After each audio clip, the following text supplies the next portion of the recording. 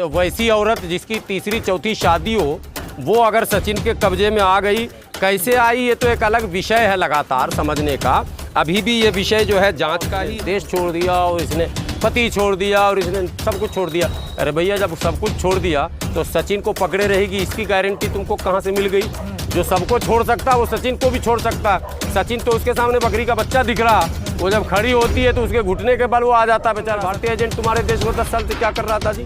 और गुलाम हैदर की पत्नी कैसे बन गई? वो सवाल वहां से नहीं होगा। उसका घर है, मकान है, घर बेचकर 4 बच्चे जन्म दिए जिसने, उससे तुमको प्यार नहीं।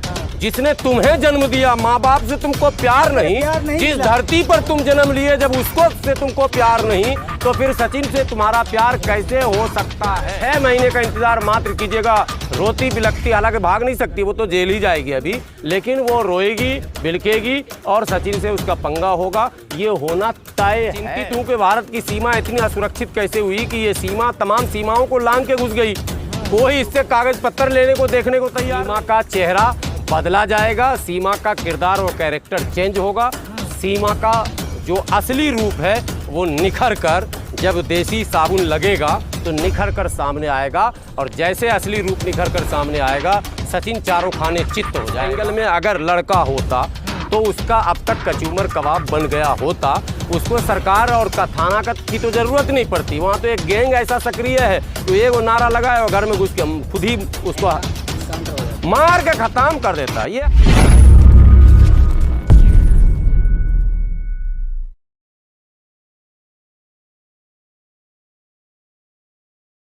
हैदर, सीमा हैदर बोलकर अब आप लोग उसको ज़्यादा शोहरत मत दीजिए।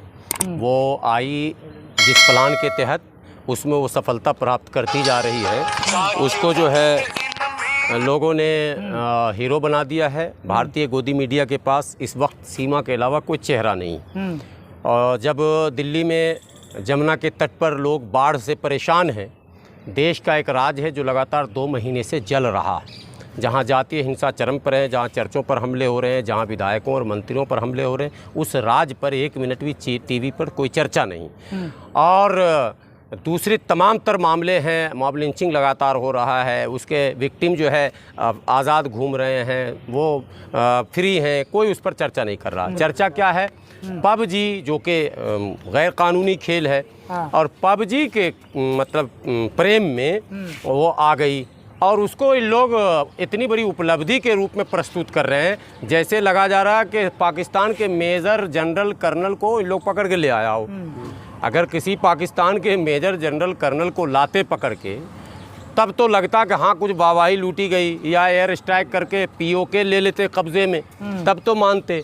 मैंने रात भर चिल्लाए और मिला हाथ में बटेर।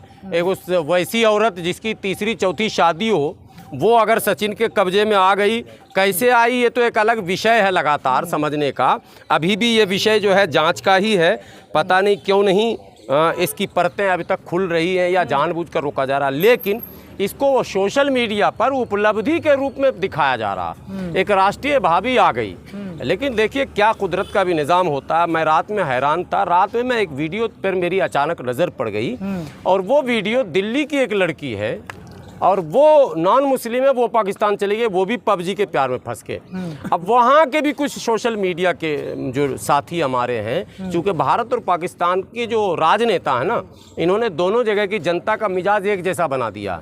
जैसे आप भारत में देखेंगे एंटी पाकिस्तान माहौल है ना, वैसे पाकिस्तान में एंटी भारत। पाकिस्तान का जब नेता चुनाव हारने लगता है तो कश्मीर का राग अलापता है। भारत का पॉलिटिकल पार्टी भी जब चुनाव हारता है तो वो भी कश्मीर का ही राग अलापता है। भारत के राजनेता जब भाषण करेंगे तो पाकिस्तान, कब्रिस्तान, शमशान ये नाम लेंगे, पाकिस्तान का नाम लिए बगैर भाषण ख़त्म नहीं करेंगे। पाकिस्तान के नेता भी जब भाषण शुरू करेंगे तो भारत के नाम लिए बगैर बचा खाने नहीं पचता। अब ये दोनों स्टेट में क्या दोस्ती है? दोनों के राजनेता हम लोग को तो कह रहे हैं कि दुश्मन देश है, लेकिन वहाँ भी वो चली गई गैर कानूनी लड़की पबजी खेलकर, उसको भी वो राष्ट्रीय भावी घोषित कर दिया और यहाँ भी आ गई पबजी खेलकर। सर पाकिस्तानी मीडिया में ये चल रहा है कि ये भारतीय एजेंट है, 10 साल से पाकिस्तान में रह रही थी। ये पाकिस्तानी मीडिया में चल रहा है। नहीं, वो तो अलग अलग ढंग से लोग एंगल निकाल रहे। भारत में देखिए एक चैनल खोलिएगा तो वो कहेगा कि ये जो है बहुत बड़ा निर्णय लिया और इसने धर्म छोड़ दिया और इसने देश छोड़ दिया और इसने पति छोड़ दिया और इसने सब कुछ छोड़ दिया। अरे भैया, जब सब कुछ छोड़ दिया तो सचिन को पकड़े रहेगी, इसकी गारंटी तुमको कहाँ से मिल गई? जो सबको छोड़ सकता है वो सचिन को भी छोड़ सकता है। सचिन तो उसके सामने बकरी का बच्चा दिख रहा, वो जब खड़ी होती है तो उसके घुटने के बल वो आ जाता है बेचारा सचिन। ठीक है, वो तो एक मजाई औरत है और उम्र भी गलत बता रही है। उसकी उम्र लगभग 35-40 साल है और वो उम्र बता रही 24 साल। सचिन भी खुश है बेचारा। अब सचिन क्यों खुश है, उसकी खुशी की वजह तो सचिन से मिलने के बाद ही पता चलेगा। आप लोग गए नहीं, नाइंसाफ़ी की आप लोगों ने। जाते सचिन के पास, उसका तराजू पे एक बार वज़न भी कीजिए सचिन का। वो जो औरत आई है सीमा, उसके बेटे के बराबर उसका वज़न है और बेटे के बराबर ही हाइट भी है। अब इसमें वाहवाही कहाँ से है?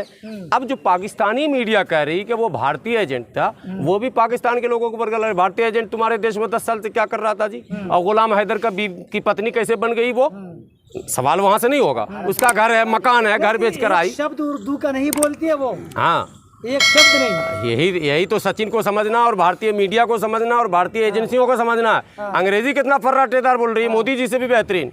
मोदी जी तो 7वीं 8वीं कितने पास है, वो तो फिर से मेरे को वही देखना पड़ेगा। वो शुक्ला जी ने इंटरव्यू लिया था ना मोदी जी का, 7वीं पास वाला, तो राजीव शुक्ला का इंटरव्यू देखना पड़ जाएगा, जिसमें मोदी जी ने कहा था कि हम कितने पास है। लेकिन ये लड़की भी बोली 5वीं पास है, सॉरी लड़की बोल रहे हैं, ये औरत भी बोली 5वीं पास है। ठीक है, और बोल रही अंग्रेजी भी, हिंदी भी, और मजाई खिलाड़ी जैसे ना, तो एकदम लग रहा है भाजपा में जैसे 10-20 साल कोई काम करके एकदम ट्रेंड हो जाता है, वैसी ये दिखती है। और मीडिया के सामने कभी सचिन का गाल पकड़ रही है, कभी कान घुमा रही है। मैंने अरे कहने प्यार हमको है, अरे तू ऐसा प्यार है तुमको? 4 बच्चे जन्म दिए जिसने, उससे तुमको प्यार नहीं? जिसने तुम्हें जन्म दिया, माँ बाप से तुमको प्यार नहीं? जिस धरती पर तुम जन्म लिए, जब उसको से तुमको प्यार नहीं, तो फिर सचिन से तुम्हारा प्यार कैसे हो सकता है? ये सब प्यार अभी तक मिला नहीं। अब मिल गया प्यार ना, लिख लीजिए, ये वीडियो डिलीट मत कीजिएगा। 6 महीने का इंतजार मात्र कीजिएगा। रोती बिलखती, हालांकि भाग नहीं सकती, वो तो जेल ही जाएगी अभी, लेकिन वो रोएगी, बिलखेगी और सचिन से उसका पंगा होगा। ये होना तय है। पूरा देश पाकिस्तान नहीं जाए, नहीं पाकिस्तान ना जाए, कब्रिस्तान चली जाए, उससे कोई मतलब नहीं है, लेकिन सचिन से उसका रिश्ता नहीं निभेगा। नजर नहीं आ रहा है आप पूरा देश को। मैं तो चिंतित हूँ कि भारत की सीमा इतनी असुरक्षित कैसे हुई कि ये सीमा तमाम सीमाओं को लांघ के घुस गई। कोई इससे कागज पत्तर लेने को देखने को तैयार नहीं है। अरे भाई, हमारे यहाँ सीमाओं पर सशस्त्र बल खड़े हैं, ऐसे SIBT के जवान खड़े हैं, BSF के जवान खड़े हैं, तमाम एजेंसियां घूमती हैं, उसके बाद भी ये चली आई 4 बच्चे को टांग के और बस से आ गई। अरे भैया, कोई कागज पत्तर भी जांच करने वाला है या नहीं है? ऐसे तो अजमल कसाब का दूसरा जोड़ीदार भी आ जाएगा, फिर तो कोई आतंकवादी भी आ सकता है ना भाई।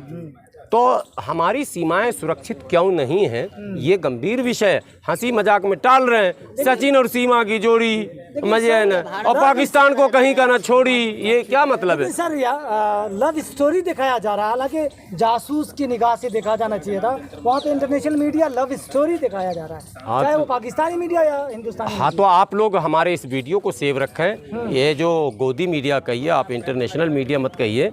गोदी मीडिया जो जिस तरह का जश्न अभी मना रही है, बहुत जल्द गोदी मीडिया का जश्न जो है वो गम में तब्दील होने वाला है, बदलने वाला है, मुंह लटकने वाला है। सीमा का चेहरा बदला जाएगा, सीमा का किरदार और कैरेक्टर चेंज होगा। सीमा का जो असली रूप है वो निखर कर, जब देसी साबुन लगेगा तो निखर कर सामने आएगा। और जैसे असली रूप निखर कर सामने आएगा, सचिन चारों खाने चित्त हो जाएगा और सचिन का परिवार भी सर पटक के रोएगा, क्योंकि ये पबजी का प्यार है, ये रबजी का प्यार नहीं है। रबजी ने नहीं प्यार करवाया, जो रब्बा मैंने तुझसे प्यार हो लिया, वो नहीं है ये पबजी का प्यार है। ठीक है, मुसलमान को कलमा भी आता है, मतलब कलमा के बगैर मुसलमान नहीं होता, उसको कलमा भी नहीं आता है। नहीं, ये कोई बड़ा इशू नहीं। देखिए, सच ये है कि बहुत सारी आज भी सलमा हमारे यहाँ जिसको कलमा नहीं है याद है, ये जो हकीकत है। हमारे यहाँ बहुत सारी बच्चियाँ अभी हैं, ये बदनसीबी है। पाकिस्तान में भी यही होगा, साला पढ़ने लिखने पर तो कोई काम ही नहीं हो रहा। यही तो बोल रहे हैं, पबजी को इतना प्रचार, कोई एजुकेशन पॉलिसी नहीं है। जो हाल भारत का है लगभग वही हाल, उसका असर तो वही है। देश तो एक ही था ना, वो तो बांट दिया राजनेताओं ने, लेकिन नेचर एक ही है। वहाँ भी पढ़ाई लिखाई पे नहीं, बस दे भारत दे कश्मीर, दे भारत दे कश्मीर। अबे घर में आटा नहीं तेरे और तू कश्मीर और भारत की बात कर रहा। कोई पाकिस्तानी से पूछे अबे मूर्ख तू अपने आप को दुनिया के नक्शे पर सही ढंग से स्टेबल तो कर ले, वो उस पर नहीं बात करेगा। तो शिक्षा में हमारे यहाँ अभी भी है मामला। कई बच्चियाँ ऐसी हैं जिनको कलमा नमाज रोज़ा नहीं आता। ये कोई मुद्दा नहीं है। हालांकि जिसने ये सवाल उससे किया था बड़ा मजा आया था, वो बेचारा वायरल भी हुआ।